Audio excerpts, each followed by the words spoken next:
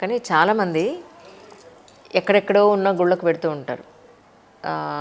అక్కడ అంతా ప్రశస్తి అండి, ఎంత ప్రశస్తి అండి అంటే మీరు ఇందాక ఫర్ ఎగ్జాంపుల్ కాశీ తీసుకున్నా, తిరుపతి తీసుకున్నా, ఇలా ఎన్నో ఉన్నాయి కదా ప్రదేశాలు గుళ్ళకు వెళ్ళడానికి అనేది.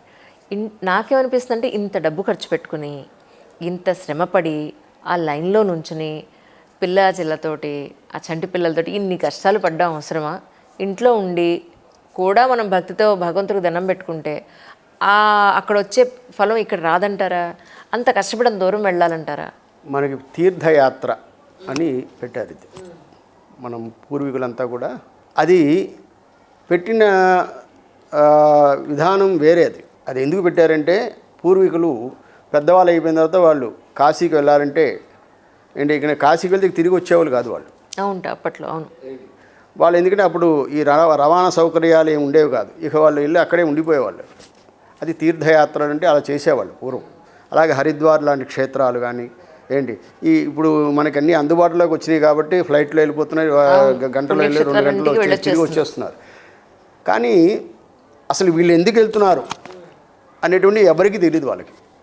ఏదో వాళ్ళు యూట్యూబ్లో చెప్పారు ఏంటి, ఇంకేదో పుణ్యం వచ్చేస్తుంది, పురుషార్థం వస్తుందని అక్కడికి వెళ్ళి చచ్చిపోతున్నారు. ఒకరినొకరు మీద ఎక్కేసి అది అన్ని కోట్ల మంది. అదే కదండి బాధ నిజంగా. అంటే ఎక్కడికి వెళ్ళినా అలాగే ఉంది. ప్రస్తుతం ఏంటంటే భక్తి అనేది ఒక ఫ్యాషన్ అయిపోయింది. భక్తి అనేది వాళ్ళు పక్క వాళ్ళు వెళ్తున్నారు కాబట్టి నేను కూడా వెళ్ళాలి అక్కడికి. ఒక 40 ఏళ్ళ క్రితం ఈ దేవాలయంలో మేము ఉదయం 6:30కి దేవాలయం తెరిచేవాళ్ళం. అమ్మవారికి ఇది బాలభోగం, ఇవన్నీ అమ్మవారికి బాలభోగం పెట్టేవాళ్ళం.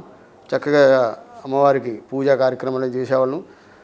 9 గంటలకు 10 గంటలకి ఒక 100 మంది 50 మంది వచ్చేవాళ్ళు. 11 గంటలకి నైవేద్యం పెట్టి కట్టేసేవాళ్ళం. 4 గంటలకు తీసేవాళ్ళం. 4 గంటలకు తీసేవాళ్ళం.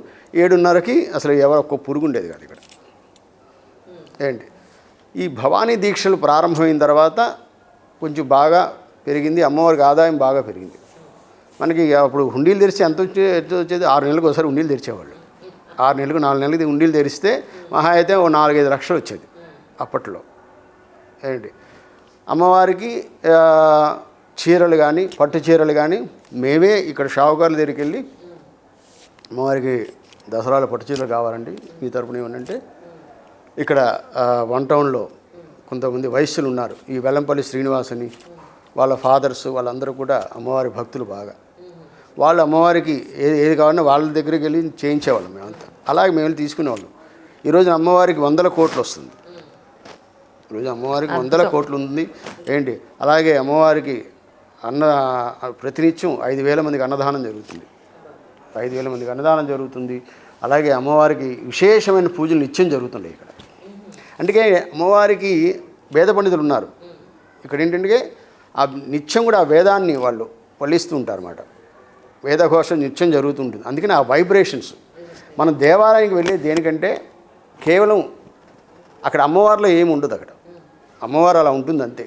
కానీ జగద్గురువులు ప్రతిష్ఠ చేసినటువంటి ఆ శ్రీచక్రం, ఆ శ్రీచక్రంలో ఉండేటువంటి నవ ఆవరణలు, ఒక్కొక్క ఆవరణకు ఒక్కొక్క విశిష్టత స్వామివారు చెప్పారు మనకి. ఈ 9 ఆవరణలోని అమ్మవారు నిక్షిప్తమై ఉంటుంది అమ్మవారు. తర్వాత బిందు స్వరూపిణి, ఆ బిందు రూపంలో అమ్మవారు ఉంటుందన్నమాట. అందుకని ఏంటంటే ఆ అమ్మవారి యొక్క శక్తి అంతా కూడా ఆ శ్రీచక్రం, శ్రీచక్ర స్వరూపిణి శ్రీమద్ త్రిపుర సుందరి. ఆ త్రిపుర సుందరి కల్పంలో మనకి ఈ శ్రీచక్రం గురించి విశేషతగా అంతా బ్రహ్మాండంగా ఉంటుంది.